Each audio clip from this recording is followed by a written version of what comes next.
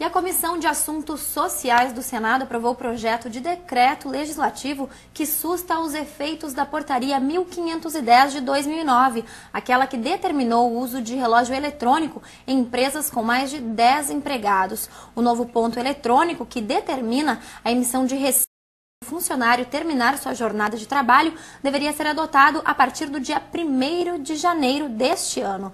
E nossos convidados de hoje são Márcio Kaiser, que é diretor da Diponto, e Sérgio de Oliveira, que é auditor fiscal do trabalho. Olá, boa noite, tudo bem? Boa noite. Boa noite. Bem, esta portaria, ela foi já adiada pela 5ª vez, é isso. Sérgio, você que está a par, enfim, de toda essa parte de auditoria, do trabalho, basicamente, o que ela determina? Bom, antes de mais nada, só gostaria de fazer um breve histórico. Em 1989, pela Lei 7.855, de 27 de outubro, foi alterado o artigo 74 da CLT, onde dizendo que o ponto poderia ser eletrônico conforme instruções a serem expedidas pelo Ministério do Trabalho. Ora, isso aconteceu em 89. 20 anos depois, o Ministério do Trabalho vem regulamentar o que a lei já permitia, o que a lei determinava. Então, foi daí que se construiu essa portaria. O que vem a ser o sistema eletrônico? O sistema eletrônico de ponto, hoje, ele é composto de duas partes. Uma parte, que é o hardware, que é a parte de máquina, que é o relógio, aquele que você marca lá o ponto, e tem uma parte de software. No decorrer de todo esse período, o que se fazia? E se faz ainda? Você marca, o trabalhador passa no registro eletrônico, no hardware, lá na máquina, e marca o ponto. Depois, esses dados eles vão para um computador, onde, através de um programa, de um software, um programa de informática, esses dados são tratados e ordenados de acordo num layout, num formato de cartão de ponto. Só que no decorrer de todo esse período, que se notou que na hora de tratar os dados, houve muita deturpação, alteração, adulteração desses dados, e eles não representavam, em muitos casos, não representavam a realidade da marcação. Então, com o objetivo de eliminar isso aí, de fazer com que o registro realmente e efetivo, aquele marcado no relógio, ponto, e apresentado pela máquina, pelo computador, e depois impresso, apresentado para o trabalhador, representasse a realidade da marcação. Sim. Então, por isso que nasceu a portaria 1510 de 2009. Sim, que nem no caso, quando o empregado, terminar sua jornada de trabalho, vai lá e tem, digamos assim, o seu comprovante de que realmente saiu, entrou naquele horário.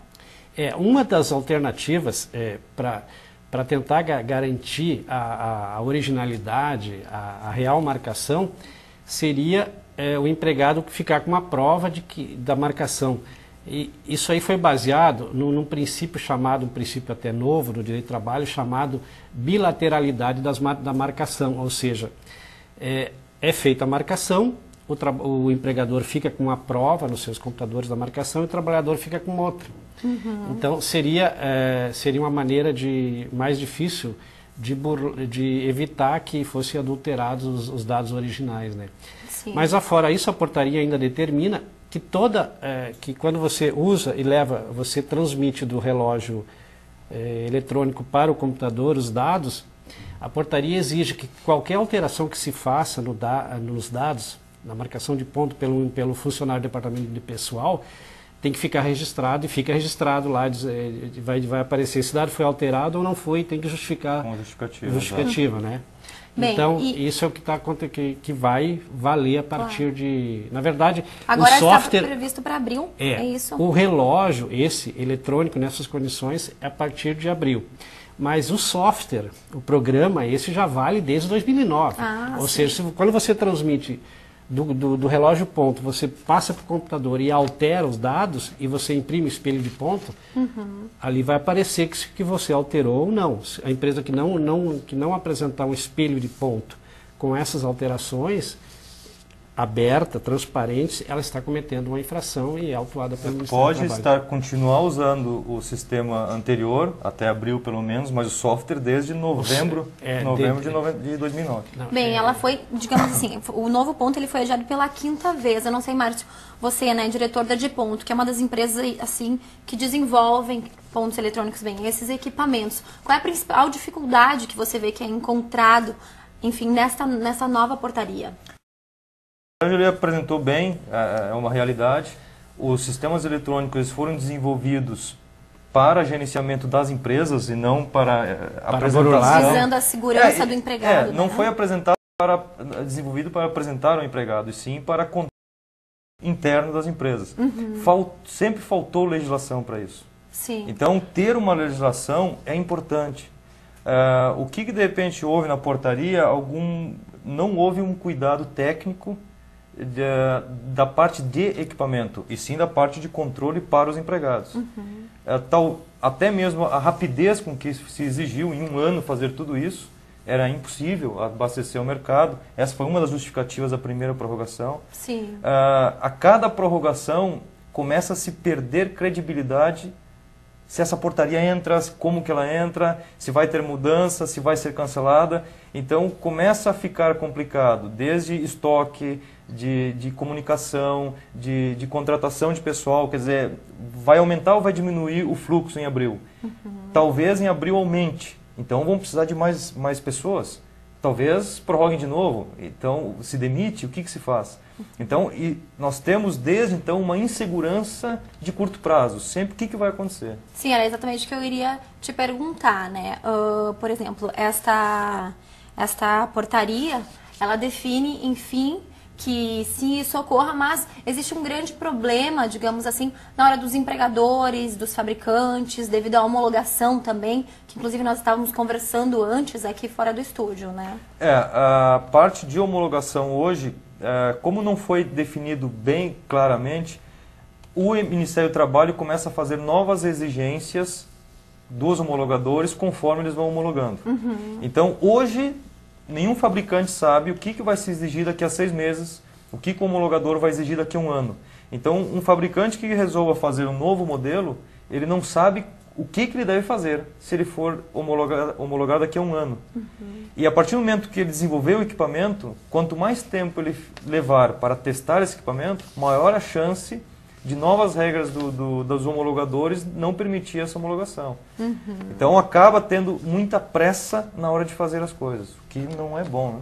Bem, Sérgio, e você provavelmente é a favor dessa nova portaria, que ela sim funcione, enfim, essa primeira parte em abril deste ano?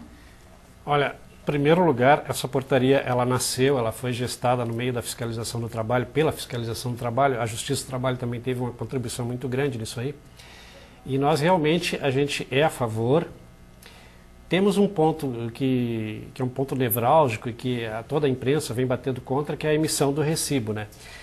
Só que esse recibo, você tem uma alternativa para você resolver isso. Existe uma outra portaria do Ministério do Trabalho dizendo que o ponto eletrônico, existe um ponto eletrônico, um alternativo, sem a emissão do recibo, desde que você faça via acordo sindical, ou seja, sindicato de patronal e sindicato de trabalhadores, elabore uma convenção coletiva, e nessa convenção coletiva se estabeleça que aquelas empresas defendidas por representadas por aquele sindicato poderão suprimir o recibo. Se isso estiver em convenção coletiva, a gente aceita e respeita. Só que, lembrando sempre que ela tem que manter a originalidade dos dados. Alterou, tem que dizer por quê.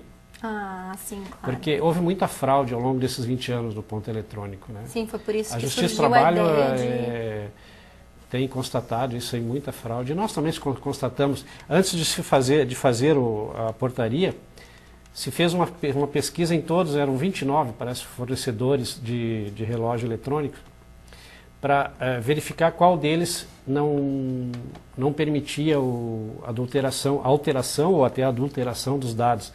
Todos eles permitiam, todos os softwares permitiam alterar a marcação original. Então, se você pega uma marcação e você pode alterar, ela perde credibilidade, Com certeza. Entendeu? Bem, infelizmente nosso tempo é curto, mas eu queria deixar também, Márcio, os dados que a gente tem hoje é que 5% das empresas brasileiras, enfim, que possuem mais de 10 funcionários e utilizam o ponto eletrônico, já estão utilizando essa nova, né, digamos, essas novas regras da portaria. Mas você que está sempre aí trabalhando no desenvolvimento desses pontos eletrônicos. Qual, digamos assim, o conselho que você dá e até o reflexo que você está tendo nessa procura na sua empresa? Certo.